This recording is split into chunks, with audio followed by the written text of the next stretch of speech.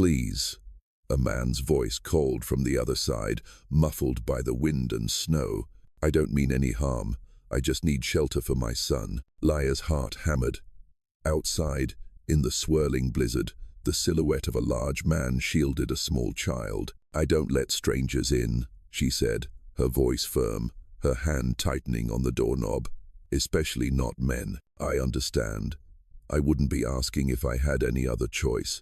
He's sick. He's freezing. We just need one night to ride out the storm. The voice came again, laced with desperation. Laya hesitated. The cold was already seeping through the old wooden planks of the cabin. She looked through the peephole again. The man shifted slightly, revealing a small boy bundled in his arms. The child let out a racking cough, the sound sharp and pained. That decided it. With a reluctant groan from the old hinges, Laya pulled the door open. Snow swirled in instantly, biting at her ankles through her socks. "Get in, quick," Laya muttered, stepping aside. "Thank you," the man said with a grateful nod, carrying the boy inside. She shut the door behind them and slid the bolt home. "Sit by the fire. Don't touch anything else." The man obeyed, gently setting the boy down on the worn-out sofa and unzipping his own heavy coat to wrap around the small frame. Laya watched warily, her grip still tight on the fire poker. "What's your name?" she demanded. "David," he answered. "And this is Eli. He's 6. He's got a cough. The flu, I think." "You think?" she scoffed. "Dragging a sick child through a blizzard, that's beyond irresponsible." David dropped his gaze, brushing the damp hair from Eli's forehead. "We had nowhere else to go. I have dry towels and some instant soup. That's it." He nodded, murmuring his thanks as she returned with the towels. He took them gratefully and began to dry the boy with the quiet, practiced care of a father. Laya watched from across the room. She hated this, the intrusion, the memories it stirred up. A year ago, she'd trusted a man with kind eyes who'd knocked on her door, and she'd lost nearly everything. Now this stranger was in her house. "What are you doing out here anyway?" "They've been forecasting this storm for days." David looked up, his eyes dark with exhaustion. "We were on a job nearby. I was trying to get him to the next town over when the storm hit. The roads closed up behind us. We were stranded. Then the car died."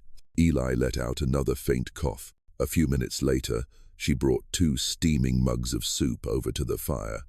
David thanked her quietly. She handed the child's mug directly to him, then settled on the far side of the room.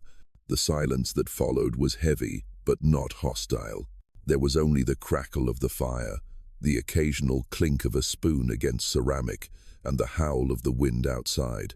Eli drifted off to sleep, his head resting in David's lap. Laya stared into the flames, forcing herself to stay alert.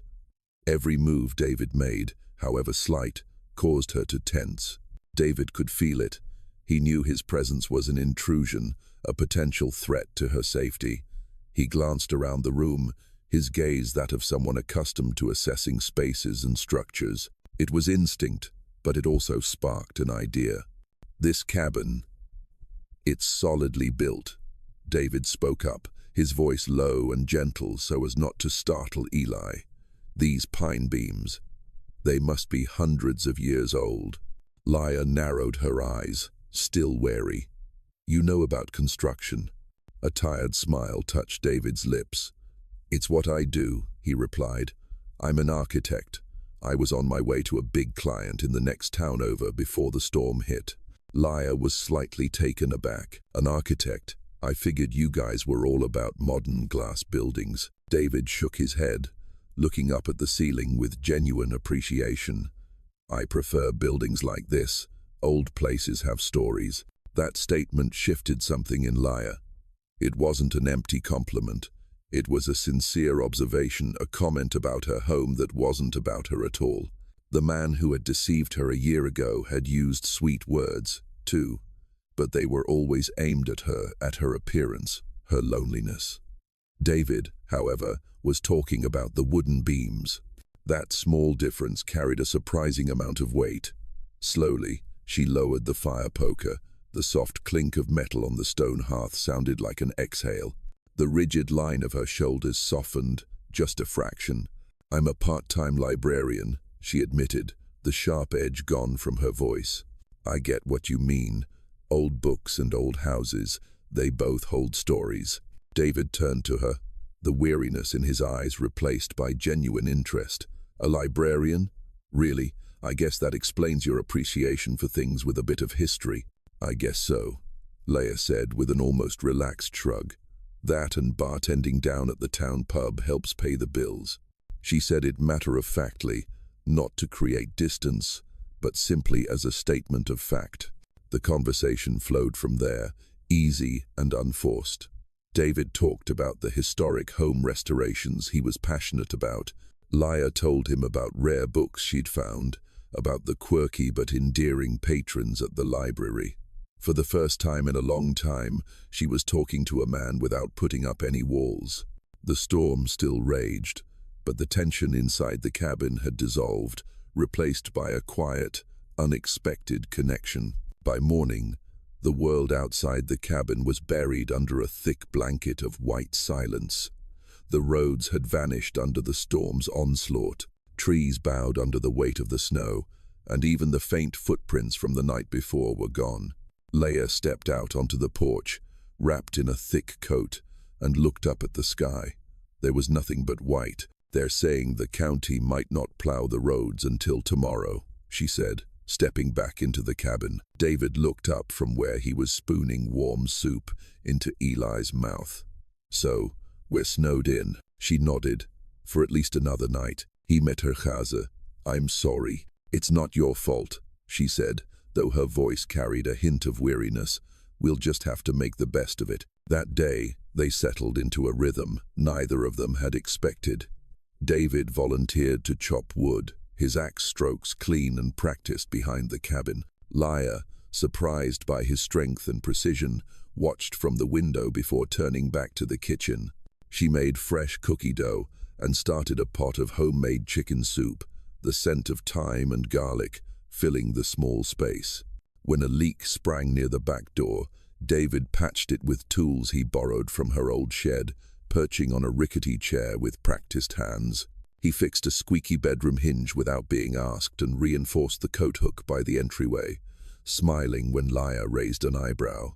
"You're handy," she remarked. "Years of fixing what I couldn't afford to replace," he replied. Eli's cough persisted through the morning. His forehead felt hot again. Leia didn't hesitate. She brewed ginger tea with honey, cooled it to a safe temperature, and held the mug for the boy to sip. She dampened a cloth with cool water, testing his temperature with gentle fingers. She sat beside him on the sofa. "It's okay, sweetie," she murmured, stroking his hair. "We're gonna get you feeling better." David, watching quietly from the kitchen, said nothing, but his jaw tightened. He was used to doing it all, being both mother and father, protector and provider. To see Leia care for Eli with such easy tenderness stirred something deep within him.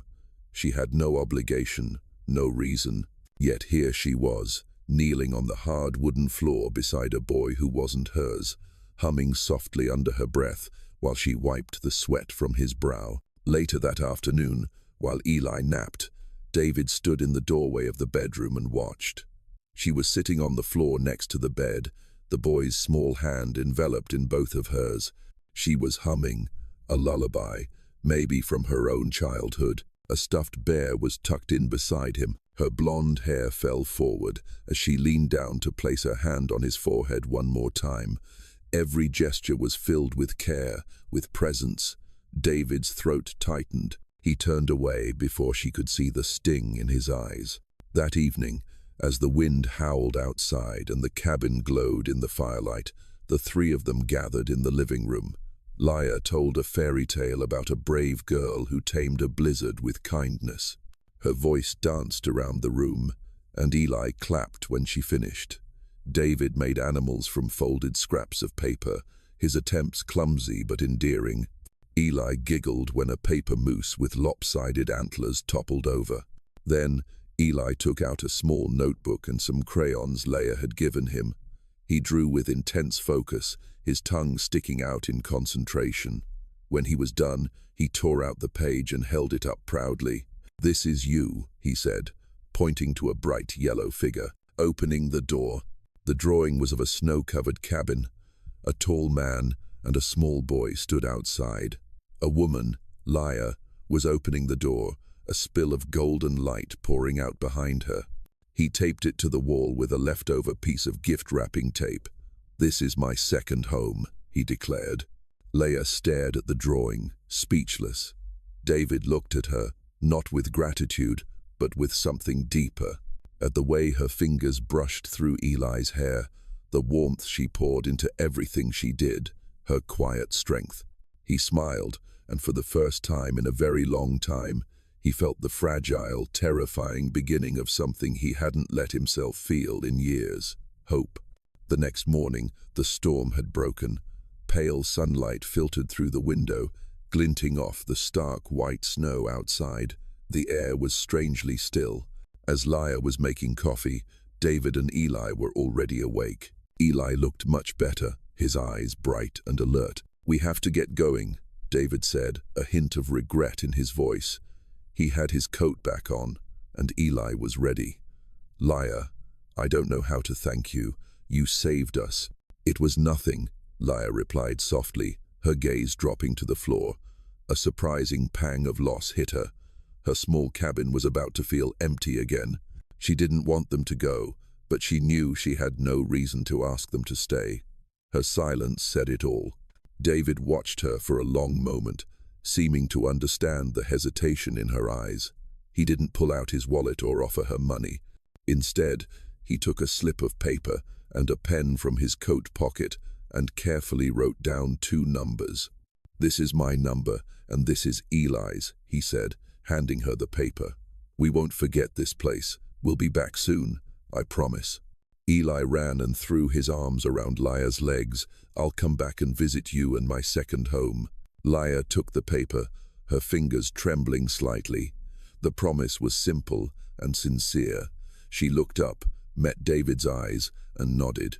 A moment later, she stood at the door and watched them leave, their 2 figures shrinking until they disappeared behind the snow-laden trees. The cabin fell silent again, but this time the quiet was laced with hope. In the days that followed, Laia's life fell back into its familiar rhythm.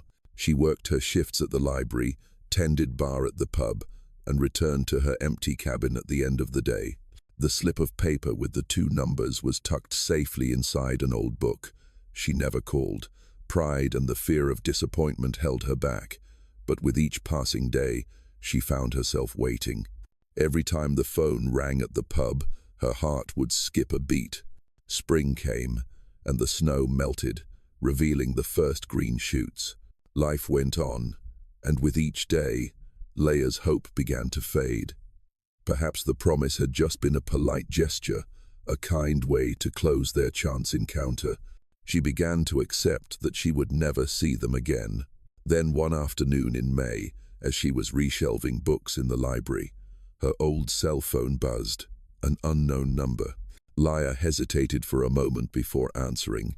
"Hello?" "Laia." A familiar, deep voice came from the other end of the line. "It's David." Laia's heart seemed to stop. She had to grip a bookshelf to steady herself. After all these months of waiting, his voice still had the same effect on her. "David," she breathed, unsure of what to say next. "I'm sorry it's taken me so long to call," David continued, his voice sounding upbeat.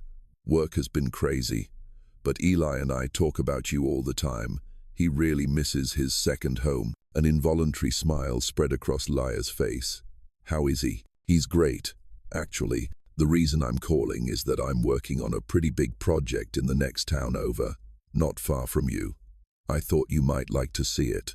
Are you free this weekend? I'd love to show you." The invitation was sudden and direct. No hesitation. Laia felt a warmth spread through her chest. I'm free," she replied, trying to keep her voice even. "I'd love that." "Great. I'll text you the address. I'll see you on Saturday, Laia." The call ended. Laia stood frozen between the bookshelves. her heart hammering with a joy and excitement she hadn't felt in a very long time. In the end, it hadn't just been an empty promise. They had actually come back. On Saturday, Laya took an early bus to the address David had sent. It wasn't a historic home under restoration as she had imagined. Instead, she found herself standing before a massive construction site. Dozens of workers were busy, the air filled with the noise of machinery. In the center of the lot, an ambitious, modern structure was taking shape.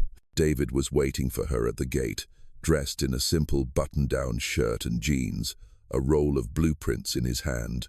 He broke into a grin when he saw her. "I'm glad you made it," he said, his smile radiant. "It's a bit of a mess, I know, but I wanted you to see it. This place. It's incredible." Laya breathed, genuinely stunned. "Is this the project for that big client you mentioned? They must have a lot of faith in you." David just smiled, a hint of something unreadable in it. "Come on, I'll show you the temporary office." He led her into a neatly arranged shipping container office, filled with drawings, models, and documents. "I have a quick meeting with the site manager. Make yourself at home. Feel free to look at the designs. I'll be right back." David hurried off. Laya sat down in a leather chair, feeling slightly out of place in the professional space. Her eyes skimmed over the complex blueprints on the table. Then she noticed a thick architectural magazine on the corner of the desk. The cover read Architecture and Investment. Curious, she picked it up, and then her entire world came to a halt. On the cover was David's face. Not the tired, jacket-clad David from the blizzard, but a polished David in a tailored suit, his eyes exuding confidence and power. Beneath the photo was a bold headline that she had to read 3 times to believe. David Reed, taking the helm, the future of Reed and Associates Real Estate Investment Group. Laya felt her hands tremble. Reed and Associates. She'd heard the name before, one of the nation's top architectural and real estate firms, famous for its 9-figure projects. "An heir," she whispered. Shaking, she flipped through the pages. Inside was a lengthy feature detailing David's accomplishments. The historic home restorations he'd told her about that stormy night were actually luxury heritage resorts. The big client he'd mentioned was his own corporation. His humble remark about fixing what I couldn't afford to replace now sounded like a bitter lie. He wasn't just an architect, he was a millionaire, the head of an empire. Just then, the door opened. David stepped inside, the smile on his face dying as he saw the magazine in Laya's hands and the devastated look on her face. Silence descended.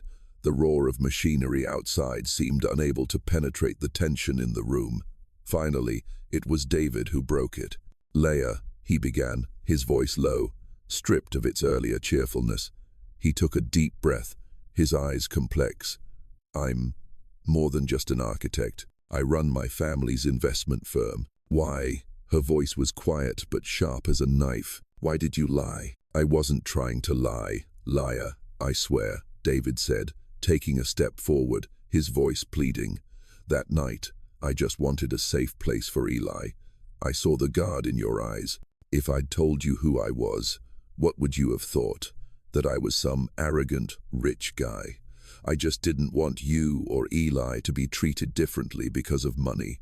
He paused, looking directly into her eyes, the anxiety plain on his face. "I just wanted to be David, a father, an architect, not David Reed of Reed and Associates." His explanation sounded plausible, but it couldn't soothe the fresh wound in Laya's heart. To her, a hidden truth was a lie. Her silence was the sharpest possible reply. It scared him more than any angry words ever could. He could see her slowly rebuilding the wall he had worked so hard to break down. He was terrified he was losing her. "Laya, please, say something," he almost begged, but Laya just shook her head. She stood up, avoiding his gaze, and walked toward the door. Each step felt heavy. Her heart was screaming in contradiction. One part of her still remembered his gentleness, Eli's smile, the warmth of their time together. But the other part, the part hardened by the past, was sounding an alarm. You fool. You trusted a stranger again. The fear of being used, of being a joke, was once again stronger than anything else. You don't have to explain anything, she said, her voice flat, her back still to him. I have to go. Without waiting for a reply, she opened the door and walked out, leaving David alone amidst the glossy blueprints and a terrifying silence. She walked straight to the bus stop, never looking back, trying to ignore the feeling that a part of her had just been torn out and left behind. David stood frozen, staring at the door Laya had just closed behind her. The air in the temporary office suddenly felt suffocating. He could hear his own heartbeat thudding in his ears, drowning out the roar of the machinery outside. He had ruined everything. He looked down at the table, at the designs for the commercial center. Perfect, profitable, efficient, all the words his world worshipped. But looking at it now, all he saw was a soulless block of concrete. He suddenly remembered the look in Laya's eyes when she talked about old books, about the wooden beams in her cabin. They both hold stories. Such a simple truth, and he, an architect, had forgotten it.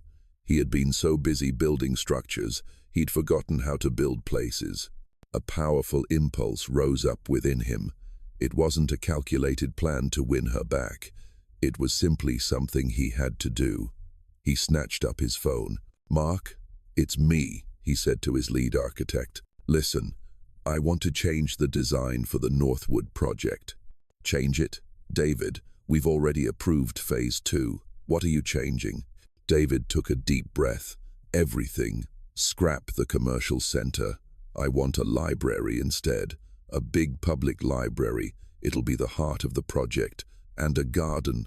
A place people actually want to be." There was a worried silence on the other end of the line. Are you kidding me? "David, do you have any idea what the board will say?" "I don't care," David said, his voice firm. "I'll handle the board.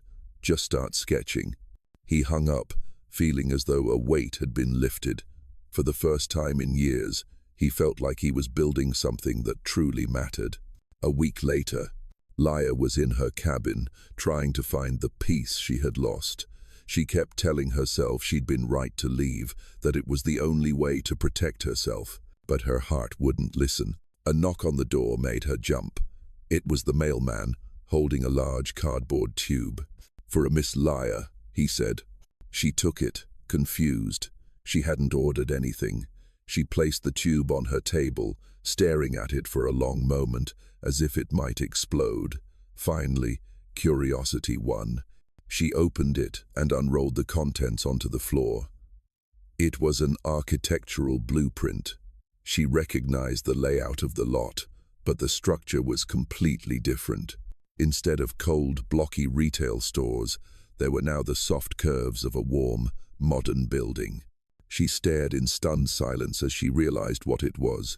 A library. A huge library, with a glass roof and soaring walls of books. There was a small theater and a garden. She squinted, looking closer at a detail. A circular reading nook by a large window overlooking the garden. It was exactly like the one she had wistfully described to David that stormy night. A small note fluttered out. David's handwriting. "Laya, I know I can't earn back your trust with words, so I won't say much. I just wanted you to know that I was listening. That night, you reminded me why I fell in love with this work in the first place. Whatever you decide, this place is going to be built." "David." Laya sank to the floor, the note still in her hand. Tears began to fall, blurring the ink on the page. He hadn't apologized, hadn't begged. He had simply shown her that he had truly heard her, and in doing so, he had said more than 1,000 apologies ever could. Laya didn't answer the letter right away. She needed time, but she kept the blueprint, occasionally unrolling it on the floor to look at it. She found herself smiling as she imagined children running through the library, elderly people reading by the garden. The place had a soul. The soul she had talked about, and the soul of the man who designed it. A few weeks later, she did something she never thought she would. She dialed David's number. "Hello?" His voice on the other end was tentative, laced with surprise. "It's me, Laya," she said, her own voice calm. "The blueprint. It's beautiful." There was a pause. "I'm glad you like it. When does construction start?" she asked. "Next week," he replied. "Laya, would you like to come see?" "Yes," she said softly. "I would." That was the beginning. Laya started visiting the site, not as a guest, but as a friend. She brought coffee for the construction crew, gave her input on the colors for the children's section, and helped pick out plants for the garden. David never brought up the past, nor did he push her. He was simply there, working alongside her, sharing every milestone of the project. Slowly, the wall around Laya's heart came down completely, not because it was broken through, but because it simply dissolved in the face of his quiet, steady sincerity. 1 year later, on a late winter night, the first snowflakes of the season began to fall. Just like on that fateful night, David pulled up to pick up Laya. "I have something I want to show you," he said, a mysterious smile on his face. He didn't drive her to the cabin. Instead, he drove to the new Community Arts and Cultural Center. The building was finished, standing silent and majestic under the white blanket of snow. All the lights were on inside, warm light spilling from the large glass windows, making it look like a giant lantern. They stepped inside. The space was hushed, the only sound their footsteps echoing on the oak floors. The air smelled of new books and wood. David led her through the main hall, straight to the circular reading nook by the large window. From there, they could see the garden being dusted with snow. "It all started on a stormy night," David said, his voice low and warm.